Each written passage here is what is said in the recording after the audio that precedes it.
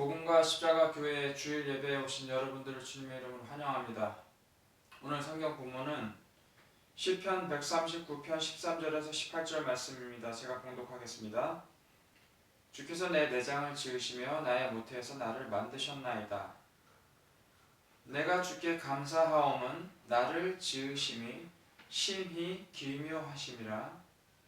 주께서 하시는 일이 기이함을 내 영혼이 잘 아나이다. 내가 은밀한 데서 지음을 받고 땅의 깊은 곳에서 기이하게 지음을 받은 때에 나의 형체가 주의 앞에 숨겨지지 못하였나이다.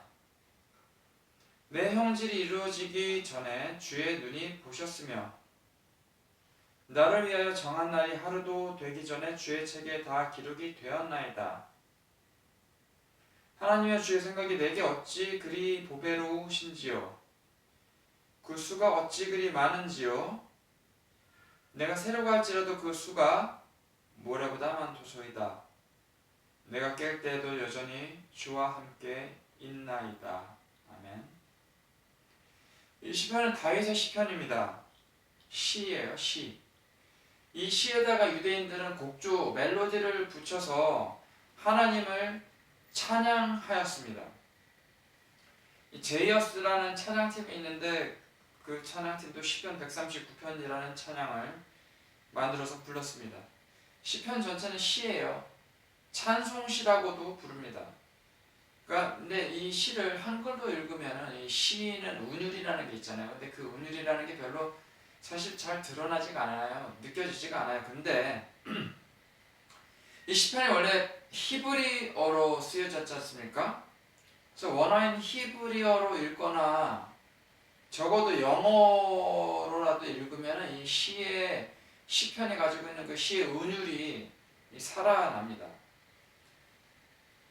여러분들 중에 만약에 시를 좋아하시는 분이 계시면 시편을 좀 읽어보십시오. 그러면 이 시의 운율 가운데서 하나님을 찬양하는 찬송시 가운데서 하나님을 그 찬양하는 시편 기자의 그 신앙을, 그 마음을, 그 절박함을 좀 느낄 수가 있습니다. 그래서 시편을 기록한 사람들 가운데 대표적인 인물은 다윗 왕입니다. 다윗. 이 다윗이 참 험한 인생을 살았습니다. 고난과 역경이 많았어요. 자기를 죽이려고 오는 사울 왕의 그 추격으로부터 쫓겨다녔었죠. 그 고난과 역경들, 그리고 사울뿐이겠습니까? 수많은 그 대적들이 있었어요.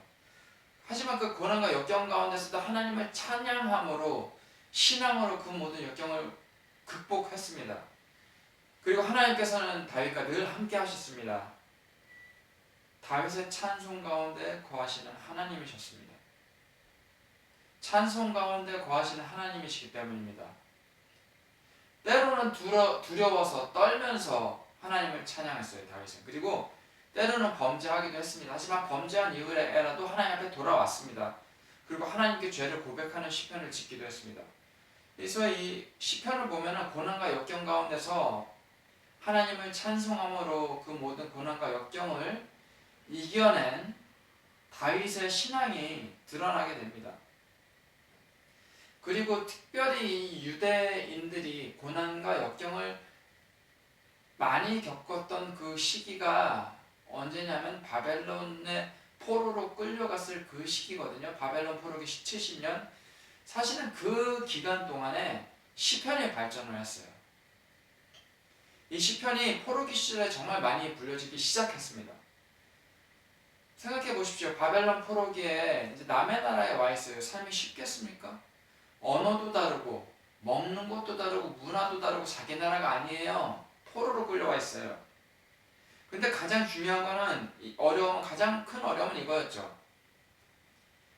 바벨론의 포로로 끌려와서 제사를 드릴 수가 없었다는 겁니다. 남의 나라 와 있어요. 성전, 유대에 있던 예루살렘에 있던 성전이 이미 부서졌어요. 바벨론의 포로로 끌려와 있어요. 성전이 없어요. 제사 드릴 제단도 없어요. 제단과 성전을 지을 힘도 능력도 돈도 없어요. 돌도 없어요. 성전을 지을 제단을 쌓을 돌도 없어요. 그걸 쌓을 돌이 있다 해도 건축 재료가 있다고 해도 그것을 지을 시간도 없어요. 포로기에 끌려와서 무슨 그런 걸 지을 시간이 있습니까? 이 사람들은 뭐 어떻게 했겠습니까? 자, 보십시오. 하나님께 제사를 드림으로 유대인들은 나아갈 수가 있었어요. 근데 하나님께 제사를 드릴 수가 없어요. 지금 제단이 없어요. 성전도 없어요. 그럼 하나님 앞에 나아갈 수가 없잖아요. 하나님의 백성인데 하나님께 나아갈 수가 없으면 그게 뭐예요? 유대인들의 그 정체성 자체가 흔들려졌던 거예요. 하나님께 나아갈 수 없는데 그들이 하나님의 백성이라 할 수 있습니까? 이 유대인들이 제사를 드릴 수 없다는 건 그들의 정체성이, 그들이 누구인가가 흔들리는 그런 정말 큰 문제예요. 하나님의 백성은 왕이신 하나님을 항상 모셔야 해요. 성전에서. 근데 지금 그렇게 하지 못해요. 제사들이 동물도 구하기가 힘들어요. 그래서 어떻게 하나님께 나아가겠습니까? 제사를 못 드렸어요. 이들은 이 시편에 멜로디, 곡조를 붙여서 찬송시를 만들어서 하나님을 찬양하면서 나아갔어요. 유대인들은 함께 모였어요. 회당으로 모였어요. 회당은 유대인들의 그 모임 그 자체를 회당이라고 합니다. 회당은 건물을 뜻하는 게 아니에요. 유대인들의 모임 그 자체가 회당이라고 하는 거예요. 물론 지금 현대에는 회당 건물들이 다 있지만 사실은 그 사람들도 알고 있습니다. 회당은 유대인들의 모임 그 자체예요. 유대인들이 회당으로 모여서 뭘 했습니까? 시편에 곡조를 붙여서 하나님을 찬양했어요. 찬송시를 부르며 하나님께 찬양했어요. 왜냐? 제사 드리면서 하나님께 나아갈 수가 없으니까, 제사를 못 드리니까 찬송시를, 시편에 곡조를 붙여서 찬송시를 만들어서 하나님을 찬양하면서 하나님께 나아갔습니다. 제사 대신에. 그때 바벨론 포로기 때부터 이 시편이 엄청 발전했습니다. 그래서 이 고난 가운데 하나님께 기도하고 하나님을 찬양함으로, 시편으로 하나님께 찬양함으로 다윗이 고난과 역경을 극복했잖아요. 유대인들도 다윗이 지은 이 찬송시를, 그 시편에 곡조를 붙여서 멜로디를 붙여서 하나님을 찬송하면서 찬양하면서 그들의 고난과 역경을 이겨냈습니다. 그 바벨론 포로기를 그래도 견뎌낸 것입니다. 다윗은 고난을 신앙으로 극복했죠. 하나님께서는 늘 다윗과 함께 하셨고 찬송 가운데 거하셨습니다. 그리고 그에게 힘을 주셨습니다. 미국에 싱거라는 사람이 있습니다. 그는 오랜 가난과 질병으로 인해서 이제 몸져 눕게 됐습니다. 일을 못해요, 가장이. 그럼 어떻게 됩니까? 생계가 힘들어져요. 그래서 부인이 그래도 용기를 잃지 않고 가정을 어떻게든 꾸려나가려고 해요. 그래서 바느질을 했습니다. 바느질. 근데 그 당시에 뭐 지금 같은 뭐 이런 소잉머신이라든가, 그러니까 미싱이죠. 재봉틀이 없었잖아요. 근데 싱거가 이제 아내에게 너무 고마운 거예요. 자기는 병상에 누워서 아무 일도 못하는데 아내가 삭바느질을 하면서 이제 가정을 꾸려가니까, 생계를 꾸려가니까 너무 고마워서 어떻게 하면 아내의 일을 좀 도울 수 있을까, 돕고 싶은 마음이 있었던 거예요. 그래서 기도를 했습니다. 싱거가 어떻게 도울까, 어떻게 이 고난과 역경을 극복할까 기도하는 가운데 이 미싱, 소잉머신이죠. 재봉틀을 발명을 했어요. 이 싱거라는 사람이. 그래서 정말 많은 재산을 단번에 모았습니다. 근데 이 싱거 미싱이 약 100년 전에 만들어진 것도 지금 사용해도 될 정도로 튼튼해요. 저도 이제 미국에 있을 때 약 100년 전에 만들어진 싱거 미싱을 가지고 왔습니다. 한국 들어갈 때. 지금도 굴러가요. 굉장히 튼튼해요. 근데 요즘 나오는 싱거 미싱은 그 옛날 방식으로 만들어지지가 않아서 좀 다르긴 합니다. 그렇게 튼튼하지가 않아요. 어쨌거나 고난을 당하면서도 굴하지 않고 기도하는 가운데 이 고난을 극복해냈습니다. 싱거라는 사람이. 어쨌거나 고난과 역경 가운데서 기도하기를 멈추지 않은 사람들에게 하나님께서는 힘을 주셨습니다. 다윗이 오늘 이 시편의 본문으로 하나님을 찬양합니다. 어떻게 찬양하는지 보겠습니다. 15절에서 땅의 깊은 곳에서 기이하게 지음을 받은 때라는 구절이 있는데요. 이게 땅의 깊은 곳에서 기이하게 지음을 받은 때, 이게 어떤 장면을, 구약성경에 어떤 장면을 떠올리게 하지 않습니까? 하나님께서 아담을 뭘로 지으셨어요? 흙으로 지으셨어요. 그 장면을 떠올리게 하는 거예요. 창세기 2장 7절입니다. 여호와 하나님이 땅의 흙으로 사람을 지으시고 생기를 그 코에 불어넣으시니 사람의 생명이 되니라. 하나님께서 땅의 흙으로 사람을 지으셨어요. 그 생기를 그 코에 불어넣으시니 사람이 생명이 되니라 라고 합니다. 이 생기는 하나님의 숨결을 말해요. 이 생명이라는 것, 그러니까 하나님의 숨결을 사람에게 하나님께서 불어넣으셨어요. 그래 그제서야 생명이 되는데, 생명이라는 뜻은 살아있는 존재라는 거예요. 그러니까 하나님께서 인간을 땅의 흙으로 지으셨어요. 그런 다음에 생기를 불어넣으셨죠.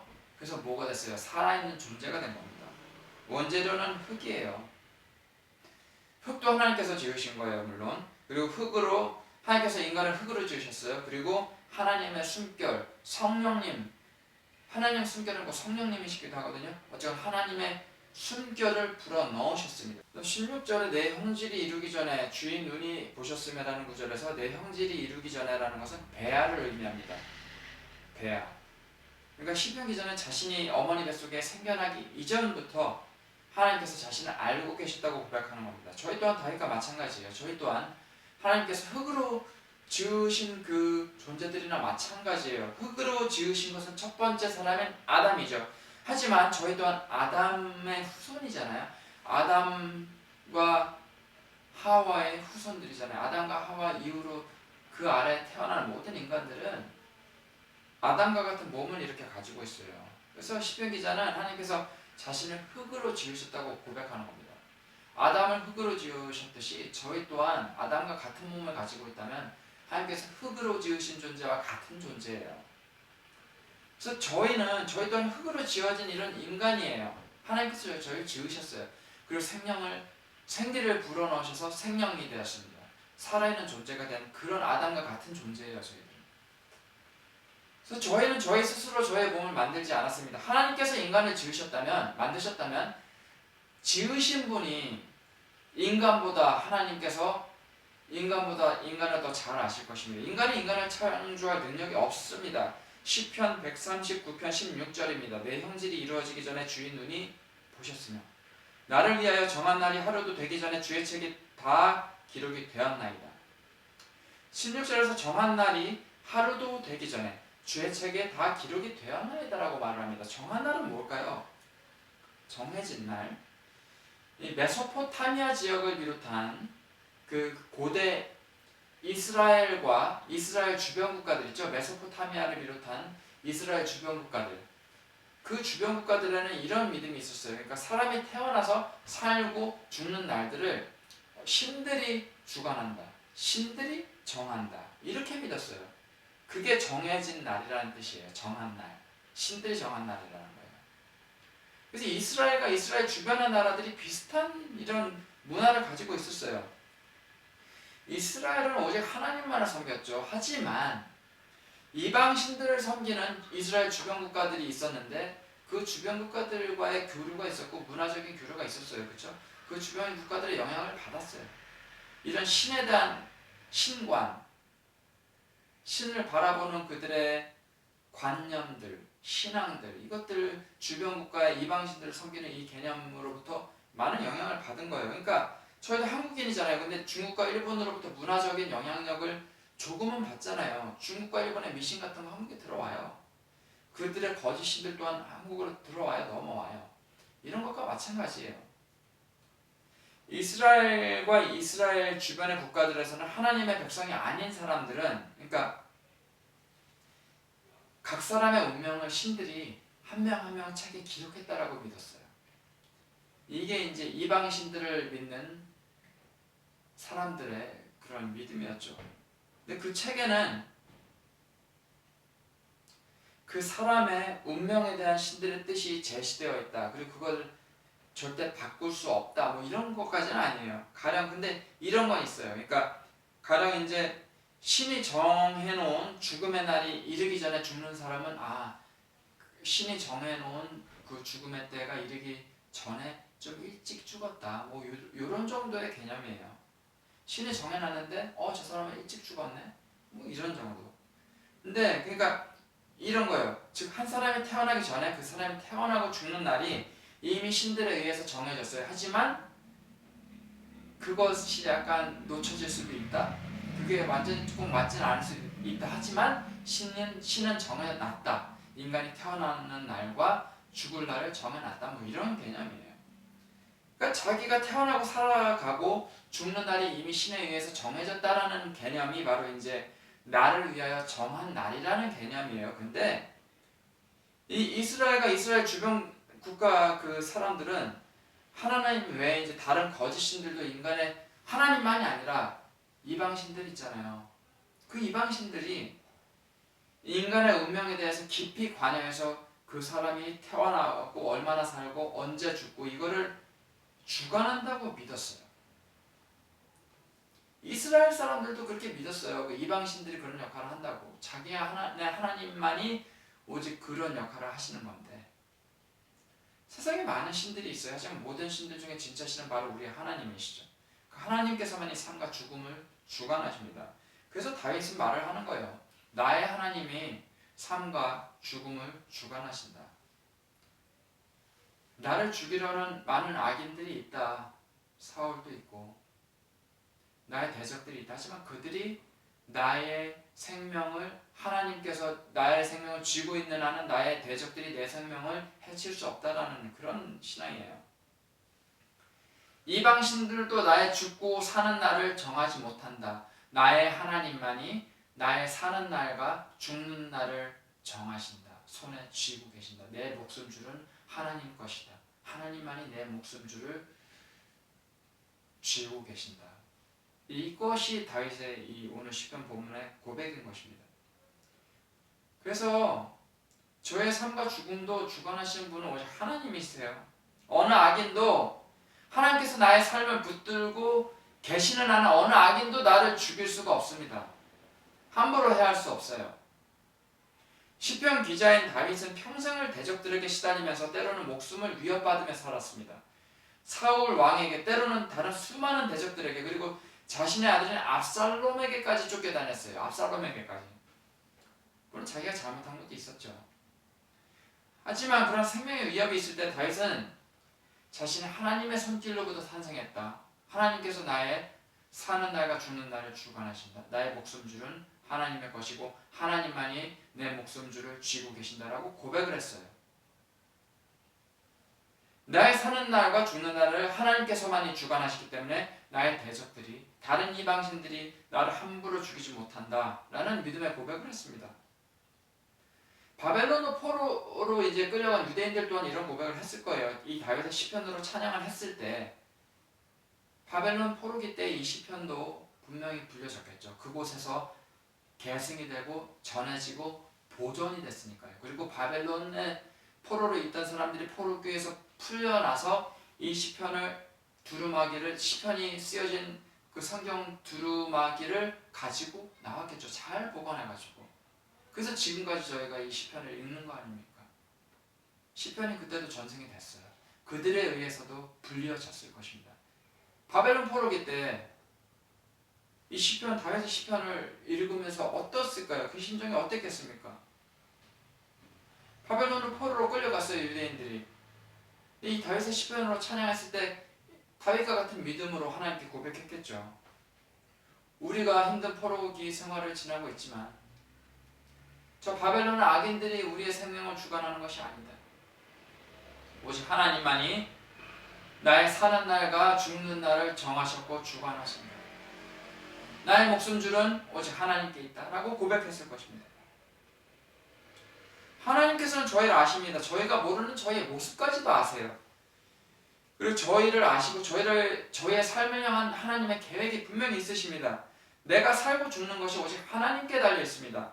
저에게 예비된 그 삶 가운데 가장 크고 확실한 것, 가장 큰 것이 무엇이 있을까요? 바로 영생입니다. 영원한 생명이에요. 하나님 나라에 가서 주 예수님을 믿으면 우리를 위해 십자가에 못 박혀 돌아가신 예수님을 믿으면 저희는 영원한 생명을 얻고 다가올 하나님의 나라에서 다가올 새 땅, 새 하늘에서 우리 주님, 우리가 사랑하는 하나님 그리고 우리의 주님이신 예수님을 모시고 영원토록 그분을 찬양하면서 영원토록 주님을 모시고 그분과 함께 하나님의 나라에서 영원토록 살 것입니다. 그것이 영생입니다. 예수님을 믿는 자는 영원한 생명이 있습니다. 이것이 가장 큽니다. 포기할 수 없는 것입니다. 이것만 있으면 다른 어떤 것과도 비교할 수 없을 정도로 나는 충분하다고 할 수 있는 것, 그것이 우리의 신앙입니다. 영원한 생명보다 더 큰 게 어디 있습니까? 1억 1조가 우리에게 영원한 생명을 줄 수 있습니까? 죽어버리면 그 돈 쓸 수 있습니까? 영원한 생명을, 우리의 생명을 1년이라도 더 연장시킬 수 있는 어떤 돈으로 우리의 생명을 연장할 수 있습니까? 우린 죽어야 될 때 죽어야 돼요. 병이 걸리거나 어떤 위험이 있거나 자연재해가 있거나 인간은 힘이 없어요. 오직 하나님께서 우리를 붙들어 주셔야만 합니다. 흙으로 지어진 연약한 존재가 바로 인간입니다. 하지만 하나님께서 하나님의 숨결을 저에게 불어넣으심으로 저희가 생명, 즉 살아있는 존재가 됐습니다.